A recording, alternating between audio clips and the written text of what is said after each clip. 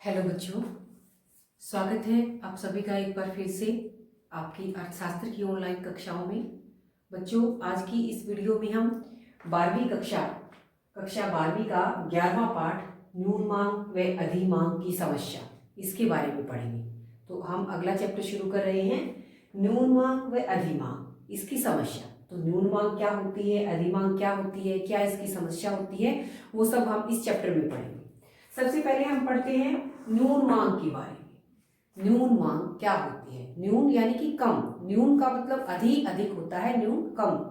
तो कौन सी कम मांग? न्यून मांग का सबसे पहले हमें इसकी परिभाषा का पता होना चाहिए। तो क्या होती है न्यून मांग की परिभाषा? आप सभी ने अपने पिछले वीडियोस के अंदर पढ़ा कि जो आय का, उत्पादन का, रोजगार का संतुलन कहाँ होता है? जहां समग्र मांग समग्र पूर्ति के बराबर होती है। एडी एस के बराबर होती है, एग्रीगेट डिमांड एग्रीगेट सप्लाई के बराबर होती है। न्यून मांग की परिभाषा भी वहीं से निकलेगी। एडी और एएस ये दोनों जहां बराबर हो और बराबर पूर्ण रोजगार की स्थिति के अंदर, यहाँ ये शब्द आप लोगों को विशेष तौर पर याद रखना है, पूर्ण रोजगार की अवस्था में। जब अवस्था कौन सी हो? पूर्ण रोजगार की, यानी कि अर्थव्यवस्था के अंदर जो काम लोग करना चाहते हैं उन सभी को काम मिल गया हो। तो ऐसी स्थिति में जब पूर्ण रोजगार की स्थिति है, वहां पर जब एडी और एएस दोनों बराबर होने चाहिए, तो उससे अगर ये एडी, ये समग्र मांग अगर कम हो जाए, लेस हो जाए इससे, तो वो स्थिति क्या कहलाएगी? हमारी न्यून मांग की स्थिति कहलाएगी। तो बच्चों, मैं आपको बताना चाहूंगी कि संतुलन जहां समग्र मांग और समग्र पूर्ति बराबर हो, और वो स्थिति बेस्ट होती है कि अगर ये दोनों एडी और एएस ये दोनों कहां पर बराबर हों? पूर्ण रोजगार की स्थिति में बराबर हो, तो वो सबसे अच्छा माना जाता है। परंपरावादी तो कहते ही यही है कि भाई ये बराबर होती ही कहां पर है? जहां पूर्ण रोजगार की स्थिति होती है। लेकिन केंज ने कहा था कि नहीं, ये उससे पहले भी हो सकता है संतुलन, और उसके बाद भी हो सकता है। तो यहाँ पर हम क्या कह रहे हैं कि जो पूर्ण रोजगार के लिए, पूर्ण रोजगार होने के लिए जो एडी चाहिए और जो पूर्ण रोजगार होने के लिए जो एएस चाहिए, यानी कि पूर्ण रोजगार की स्थिति में जितनी भी समग्र हमारी पूर्ति होनी चाहिए और जितनी भी हमारी समग्र मांग होनी चाहिए, अगर उससे हमारी समग्र मांग क्या है? कम है, न्यून है, तो वो स्थिति क्या कहलाएगी? न्यून मांग की स्थिति कहलाएगी। तो बच्चों, यहाँ आपको परिभाषा अच्छे से समझनी है कि पूर्ण रोजगार के लिए आवश्यक जो समग्र मांग और समग्र पूर्ति होती है, उससे अगर समग्र मांग कम है, लेस है, तो उसे कहेंगे हम न्यून मांग की स्थिति। तो ये तो हुई बात परिभाषा की। इस परिभाषा से अब इसकी दो विशेषताएं भी निकल कर आती हैं। न्यून मांग की दो विशेषता इसी परिभाषा से निकलेगी। सबसे पहली विशेषता क्या निकलेगी कि समग्र मांग यानी कि एग्रीगेट डिमांड, समग्र मांग का स्तर पूर्ण रोजगार के स्तर से के लिए आवश्यक समग्र मांग से कैसा है? कम है। तो वही बात कि जो पूर्ण रोजगार के लिए जो हमें समग्र मांग चाहिए, उस समग्र मांग से हमारी समग्र मांग कैसी है? कम है। तो पहली विशेषता इस डेफिनेशन से ही आ गई कि पूर्ण रोजगार के लिए हमें जो आवश्यक समग्र मांग है, अगर हमारी समग्र मांग उससे कम है, तो वो क्या है? न्यून मांग है। दूसरी विशेषता कि पूर्ण रोजगार के लिए हमें जो समग्र पूर्ति चाहिए, उससे भी समग्र मांग क्या है? कम है, तो वो क्या है? न्यून मांग की स्थिति। तो बात एक ही है, सिर्फ उसको दो तरीके से कहा गया है। आप सभी को पता है कि पूर्ण रोजगार कहां पर होगा? पूर्ण रोजगार की स्थिति के अंदर समग्र मांग और समग्र पूर्ति दोनों बराबर होंगी। लेकिन अगर उस स्थिति से पूर्ण रोजगार के लिए जो आवश्यक समग्र मांग है, अगर समग्र मांग उससे कम है, तो वो भी न्यून मांग है, पहली बात हो गई। और अगर पूर्ण रोजगार के लिए आवश्यक समग्र पूर्ति से भी कम है, तो वो भी वही बात होगी, क्योंकि पूर्ण रोजगार के ऊपर तो दोनों बराबर होती हैं। तो एडी पूर्ण इस एएस से कम हो या पूर्ण रोजगार के लिए आवश्यक समग्र मांग से कम हो, बात एक ही है। तो एक ही बात को दो तरीके से कहा गया है कि पूर्ण रोजगार के लिए आवश्यक समग्र मांग एडी जो हमें चाहिए फुल एम्प्लॉयमेंट के ऊपर, अगर उससे कम है तो वो भी न्यून मांग की स्थिति है, और फुल एम्प्लॉयमेंट के ऊपर जो एएस होती है उससे एडी कम है, तो वो भी क्या है? न्यून मांग की स्थिति।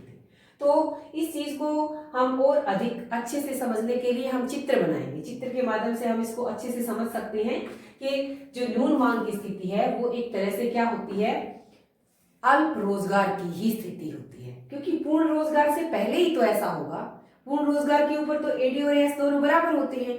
पूर्ण रोजगार के स्तर से अगर एडी कम है, पूर्ण रोजगार के लिए आवश्यक एएस जो है अगर उससे एडी कम है तो इट मीन्स ये स्थिति कौन सी हुई, ये स्थिति पूर्ण रोजगार से पहले की स्थिति हुई। तो एक बार इसका चित्र बनाते हैं तब इसे अच्छे से समझते हैं। हम सभी ने चित्र पढ़ा था कि भाई हम किस तरह से करते हैं। ये हमारी एक्स एक्सिस और ये हमारी वाई एक्सिस। यहाँ पर हम अपनी तीनों चीजें ले सकते हैं, आय, और हम अपना उत्पादन प्रोडक्शन भी ले सकते हैं, और अपना एम्प्लॉयमेंट रोजगार भी हम ले सकते हैं। यहाँ पर लेंगे हम एडी और एएस, समग्र मांग और समग्र पूर्ति। अब आप सभी को पता है कि स्टार्टिंग में जो हमारी एएस है वो ऐसे 45 डिग्री का एंगल बनाती है, और जब पूर्ण रोजगार हो जाता है, मान लिया अर्थव्यवस्था के अंदर इतने लोग हैं n, तो इस पॉइंट के बाद हम और लोगों को रोजगार नहीं दे सकते, तो हमारा एएस वक्र फिर कैसे ऐसे वर्टिकल हो जाएगा। ये हम पिछले चैप्टर में पढ़ चुके हैं कि स्टार्टिंग में हमारा एएस वक्र ऐसे 45 डिग्री का एंगल बनाता है। जैसे जैसे अधिक लोगों को रोजगार मिलेगा, आय बढ़ेगी, उत्पादन बढ़ेगा, रोजगार बढ़ेगा। लेकिन जब सब लोगों को रोजगार मिल जाता है तो हम और उत्पादन को नहीं बढ़ा सकते, तो हमारा एएस कर्व ऐसे वर्टिकल हो जाता है।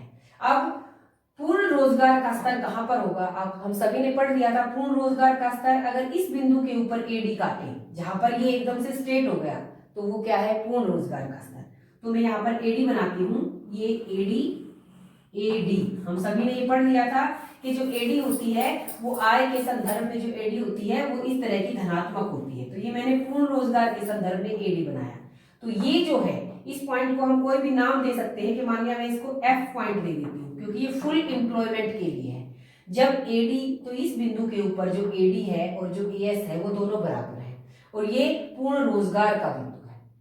तो इस बिंदु के ऊपर पूर्ण रोजगार है और एडी और एएफ दोनों बराबर हैं। अगर एडी इससे कम हो, वो स्थिति क्या थी, न्यून मांग की स्थिति। तो मैं एक और एडी बनाती हूँ, मान लिया एडी हमारी यहां से जाए, तो ये जो एडी है, जो ये नीचे वाली है, इसे मैं एडी यू लिख देती हूँ, क्योंकि ये अंडर एम्प्लॉयमेंट है। फुल एम्प्लॉयमेंट तो यहाँ पर होएगा। अब इस एडी ने तो इसको यहीं पर कट कर दिया, यहाँ पर। तो ये जो इतने लोग हैं, इतने जो लोग हैं, ये क्या है, बेरोजगार। अब ध्यान से कि हमारा संतुलन कहाँ होता है, जहां एडी और एएस दोनों बराबर होते हैं। हमारा एएस किस प्रकार का होता है, अगर ये एडी इसको यहीं पर कट कर रहा है, यानी कि फुल एम्प्लॉयमेंट तो वहां जाके आएगा, तो ये जो लोग हैं, ये जो स्थिति है, ये लोग कौन रहेंगे, ये अनएम्प्लॉयड है, बेरोजगार है। तो कहने का अर्थ क्या है कि ये जो है ये अंडर एम्प्लॉयमेंट है, अंडर एम्प्लॉयमेंट है, और ये फुल एम्प्लॉयमेंट है। तो अगर एडी, हमने यही पढ़ा था कि ये एडी जो है ये इस फुल एम्प्लॉयमेंट से क्या है, कम है, तो ये स्थिति जो है ये क्या है, न्यून मांग की स्थिति। यहाँ मांग कम है, मांग इतनी होनी चाहिए, फुल एम्प्लॉयमेंट के लिए इतनी होनी चाहिए, एडी और एएस यहाँ बराबर होने चाहिए, लेकिन ये बराबर यहीं हो गए। तो ये जो स्थिति है, ये जो एडी है, ये किसे शो कर रही है, न्यून मांग को शो कर रही है। तो ये न्यून मांग किस प्रकार, तो न्यून मांग की स्थिति क्या होती है, एक प्रकार से अल्प रोजगार की स्थिति ही होती है। कौन सी स्थिति होती है, अल्प रोजगार की स्थिति। न्यून मांग एक तरह से अल्प रोजगार के अंदर ही पाया जाता है।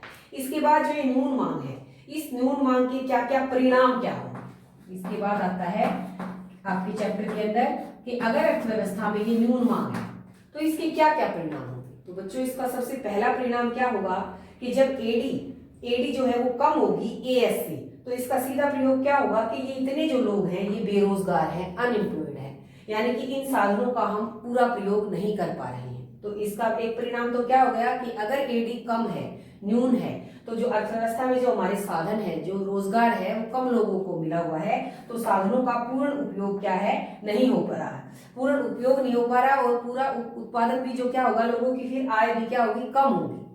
कम होगी तो उत्पादन क्या होगा, हमारा कुछ उत्पादन स्टॉक में बचा रह जाएगा, बिकेगा नहीं। जब स्टॉक में बचा रह जाएगा, नहीं बिकेगा, तो नेक्स्ट ईयर लोग फिर कम उत्पादन करेंगे, क्योंकि पहले से ही उनके स्टॉक के अंदर पहले से ही उत्पादन पड़ा है। तो कहने का अर्थ क्या है कि जब न्यून मांग की स्थिति होती है तो साधनों का पूर्ण प्रयोग नहीं हो पाता, उत्पादन जो है वो अनबिका रह जाता है, बिन बिका रह जाता है, जिस कारण से स्टॉक बढ़ जाता है और अगले वर्ष के अंदर भी लोग फिर कम उत्पादन करते हैं। तो फिर जो कम उत्पादन होगा, कम जो किया जाएगा, तो उससे फिर क्या होगा, फिर नेक्स्ट ईयर और कम उत्पादन होगा। तो ये सारे क्या होंगे, इसके परिणाम होंगे। अर्थव्यवस्था में क्या आ जाएगी, एक तरह से मंदी की स्थिति आएगी, अस्फीति की स्थिति आएगी। क्यों? क्योंकि हमारी मांग कम रहेगी। जब एडी कम होगी, समग्र मांग जब कम होगी, अगर समग्र मांग कम, तो समग्र मांग के कम होने से क्या हुआ, उत्पादन कम होएगा, उत्पादन कम होगा। और अगर उत्पादन कम होगा तो फिर क्या होगा, फिर लोगों की आय कम होगी, और फिर आय कम होगी तो फिर उससे क्या होगा, रोजगार कम होगा, और रोजगार कम होगा तो फिर उससे क्या होगा, अर्थव्यवस्था के अंदर अस्फीति आएगी या मंदी की स्थिति आएगी। ये आप लोगों को समझना है, मंदी आ जाएगी। अगर अर्थव्यवस्था के अंदर हम न्यून मांग अधिमांग क्या होती है और उसकी समस्या क्या होती है, ये सब पढ़ रहे हैं। अगर अर्थव्यवस्था के अंदर जो पूर्ण रोजगार के लिए आवश्यक एडी और एएस है, उससे अगर एडी कम रह जाती है, यानी कि न्यून मांग की स्थिति अगर हो जाती है, तो फिर उससे क्या होगा कि भाई समग्र मांग के कम होने से उत्पादन कम होगा, क्योंकि पहले से ही माल बिका रहे पड़ा रह गया, अन्न बिका पड़ा रह गया, लोगों के पास, लोग उसे खरीद नहीं पा रहे हैं, तो उत्पादन कम होगा, तो फिर लोगों की आय घटेगी। उत्पादन कम किया, कम लोगों को रोजगार पर लगाया, आय घटेगी, आय घटने से फिर क्या होगा, कम लोगों को रोजगार मिलेगा, लोगों को रोजगार कम होगा, तो अर्थव्यवस्था में धीरे धीरे क्या आ जाएगी, मंदी की स्थिति आ जाएगी। तो इसका एक सीधा जीता जागता उदाहरण अभी हम इसी कोरोना टाइम में देख सकते हैं कि भाई लोगों की मांग घट गई, उत्पादन घट गया, लोगों के रोजगार छिन गए, उनकी आमदनी कम हो गई। तो स्थिति कैसी है कि अब वर्तमान के अंदर, भारत के अंदर या पूरे विश्व के अंदर ही एक तरह से मंदी की स्थिति छाई हुई है। तो इस तरह से ये हमारी न्यून मांग, तो न्यून मांग को अगर हम मापे तो न्यून मांग को कैसे माप सकते हैं कि जो ये एडीएफ है, अस्फीति या मंदी, इसे हम मापे तो कैसे मापेंगे कि जो ये एडीएफ है, इस एडीएफ से अगर हम माइनस करें एडीयू, अंडर एम्प्लॉयमेंट, एक तरह से इस पॉइंट को भी अगर मैं नाम दे दूं, कोई ये जो पॉइंट है, एक पॉइंट ये है एफ, और इस पॉइंट को भी मैं नाम दे देती हूँ, मान लिया एन नाम दे दिया, तो एडीएफ इतना और एडीयू इतना, इस एफ, इसमें से, इस पॉइंट में से अगर हम इसे माइनस करेंगे तो ये जो एफ एन जो है, ये क्या है, हमारी एफ एन क्या है, ये हमारी न्यून मांग है। तो न्यून मांग को हम किस तरह से माप सकते हैं, हम एडीएफ में से एडीयू को माइनस करेंगे तो हमारी न्यून मांग आ जाएगी। तो हमने न्यून मांग के बारे में लगभग सारी बातें पढ़ ली हैं।